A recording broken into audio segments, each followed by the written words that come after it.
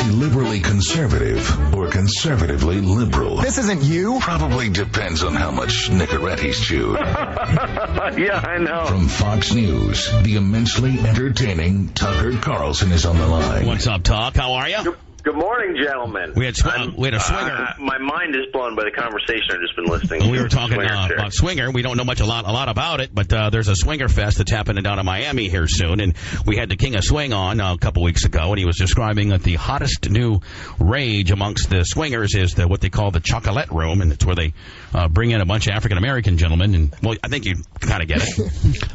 Yeah, I kind of got that. It's a pretty good deal for them. For the black guys. Chocolate? I couldn't sign up fast enough, Brent. If I was a black Why guy, would you want to watch some dude sleep with your wife? I mean, that's like watching somebody strangle your dog. I mean, that's really upsetting. Not even in the same ballpark. Brent, I want to be a black man, and all I would do would be just a big, tall black man, and I'd work out all day and then make myself available to this latest craze. I mean, it's all your job would just to be in shape, be like a man for hire, a black man for hire. I hear you. Yeah. Wow, that sounds like a pretty good gig. Yeah, well, it is. I don't want to hear the black men out there say that they don't have, that they've been kept down, man. I don't have that option. That's true. There's no cracker room. Yeah, there's no fat white DJ room.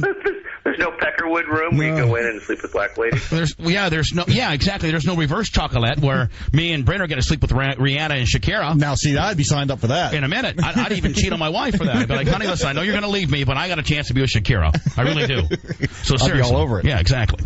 So what's Swinger Fest? It's called Swing Fest. It's in October. It's in Miami, South Beach, and they take over a huge, like the Fontainebleau or some big ass, really upscale resort, and it's all people that like to sleep with other peoples.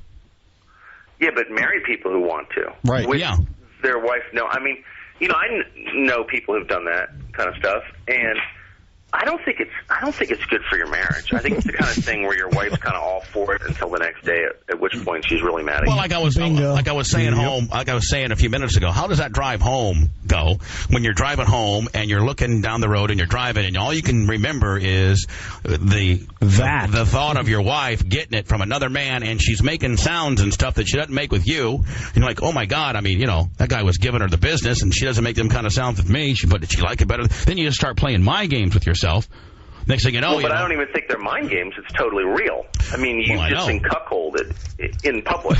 Yeah, whatever that. You are a loser. You let some dude sleep with your wife. You're a cuckold. It's like letting someone abduct your children. Is that a dirty word? Your job to prevent. Look, you're the man. Your job is to prevent that from happening. Yeah. Okay, that's like your whole job on planet Earth is to prevent some other dude from sleeping with your wife, and you just blew it. Here. On purpose. Now let me ask you a question. Hey, why you guys think I'm disagreeing? I'm agreeing, but what's this cuckolded thing, Brent? Is that a dirty word? No, it's not at all. It's cuckolded. It just means it's some guy who lost control of his wife and she went and slept with someone else. That's called losing the book in my Yeah, you lost the book. You're a loser. You're a loser because it's always the man's fault. It's the man's fault. He cheats on his wife and it's the man's fault. But hold on now. Hold on. What if? Wait, how do you figure that? Now hold on, Tucker. Because you're not keeping. I mean, it's your job to be, to keep her calm and under control. Hold on, Tucker. Hold on. Let me ask you a question. You call it you're a loser, or you call it cuckolded, or whatever you call it. I know what I just can't pronounce. I can't. I will butcher it up. Is it called cuckolded? Yes, you got it. Yeah, cuckolded. So you're cuckolded. But what if, like in the swinging lifestyle where, granted, another man is sleeping with your woman, but meanwhile you're sleeping with his hot wife? Well, then well, look, it's a 50% good. I mean, this is a glass half empty, glass half full thing. But, polygamy has existed since the beginning of time. It's not, I'm not saying it's morally okay, but it's not weird for a man to have many. Oh, you're the one that stuck up for the biggest. Hey, you're the one that stuck up the biggest polygamist of all, the Jeffs guy. You spent an entire show defending him, and we almost lost our friendship because of that. I know, I did, not because I'm for polygamy, though I don't think it should be illegal. Why should it be illegal, by the way? If I go and impregnate 5 women, it's like considered cool, right? And I don't deal with the kids and don't have any role in their lives. But if I marry those 5 women, I'm a criminal. No, the illegal part is the underage girls. Well, but that's a totally different question. Of course you should. Well, but see, you confused the two on your radio, on your television show, which was maybe why you don't have that one over there. Because Warren Jeffs is not in. You may be on to something. You may be right. I should have made that clearer. I was not defending having sex with 15-year-olds. Yeah, You should have just been so disgusted by that. You should have said, you know what? The act of being married to multiple people really isn't as big of a problem as those that are 12 and 13. Yeah, that's what Warren Jeffs in prison for. He's not in prison for polygamy. He's in prison for child rape. Actually, he's not in prison for that. Warren Jeffs didn't marry underage girls. No, he's in prison for facilitation of child rape. Whatever the hell that means. That means he's in prison. He's in prison because he's weird and unpopular, and he has a different lifestyle that other people find creepy. No, he's an accessory to the rape of children. That is a felony, and a serious one at that. What do you mean an accessory? He's got some weird religious cult where he thinks it's okay to, marry underage girls.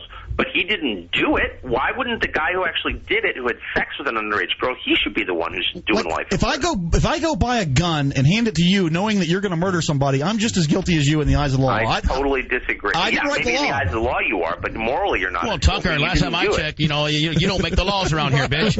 I should make I should make the laws around here, and Michael Vick would have been executed, and Warren Jeffs would be the governor of Arizona right now. That's the problem. Dog killing bad, child rape, not so. Yeah, dog killing really child bad. rape. I'm not for child rape. I'm just saying if you mistreat dogs like that, we're going to have to execute you. Let me give you an example of what you might understand. Okay, you got a guy that likes that's having his way with your daughter. Now, do you kill him or do you kill him and his best friend because his best friend drove him to your house? I kill them both myself. Yeah, I think that's fair, but I think it's a lot more reasonable for me as the offended party to do that than the state. I don't have a problem so much with people extracting vigilante justice. I'll be honest with you. The buddy who drove him, he's the one that knew all the data, where your daughter lived, where your address was, and her daily schedule. So he's the one. Without the driver, the guy wouldn't have had access. Without the driver, the guy would have never known where you lived. But the guy did find out where your daughter lived, and he raped her, and did various bad things. Now, should the guy that had the info and drove him to your home be just as much in trouble? I say yeah. Yeah, I mean, I don't think he should be just as much in trouble. I understand why you want to kill him. But he's an accessory. And I think that's fair, but by I don't all think means. the state should put him in prison. I mean, if you're the father and you want to go shoot the guy, go down to the, car repair shop where he works and kill him, I think that's fine. But I don't think the state should punish him as much as the guy who actually Well, but you would say that the guy that did the driving and had the inside information is an accessory to the crime. Yeah, no doubt. All right, no doubt. Just like Warren Jeffs is an accessory, he facilitated and knew about and plotted and had the data on child raping. Yep. But wait a second. It's a little different than just straightforward child rape. I'm sorry, it is. It's not the same as pulling a girl because he from puts the it bus stop into the bushes because and raping her. Because he puts it under the guise of quote unquote religion. We all know how much of a farce that is in itself. Well, how about this? He had her parents' permission. There was no evidence. Thanks, Mom and Dad. You gave permission for me to be raped. I'm not defending it. I think it's totally You kind of wrong. are defending it, and you don't realize it. Exactly the same Tucker, thing. I mean, a lot of times you make a lot of sense. You make a lot of sense, and a lot of times you're the voice of reason because we're too far one way. But there's other times that you just act like a complete idiot, like almost retarded. And this is one of them. Well, because I actually believe in certain principles, and I know that the public doesn't agree. And the public wants unpopular, creepy people to be executed, but I just disagree. That's like saying, hey, Manson, you know what? I know that you gave your son permission to have 2 kilos of cocaine. He had your permission, right? Yeah. Okay, well, that should be okay. Then don't worry about the cops, No, but I do think that makes it a little less bad. I do think the parents are the ultimate authority. I do think that. In the eyes of the law, people that are under 16 cannot consent to sex for any reason. Yeah, Tucker. God. I don't, in the state of, it varies by state. I mean, I know that. I think he's in federal prison, though. We're talking about the federal All too law. often, Manson thinks that you're a god, but he's disgusted by you today. He really is. Having sex with a 15-year-old is... Just to make it absolutely clear, I'm not defending underage marriage at all. I just don't think it's the same thing exactly as pulling a child from a bus stop and sexually assaulting that child. Yeah, you know what it is? It's much more planned out and plotted. Yeah, it should be almost premeditated. You almost should put a premeditation. Wait, hold on a second. The rapist in this case has made a lifelong commitment to live and take care of the person. So it is a little different. I mean, let's just be honest about it. I'm sorry. I don't know how I got myself in a position to seem like I'm defending it because I am against it.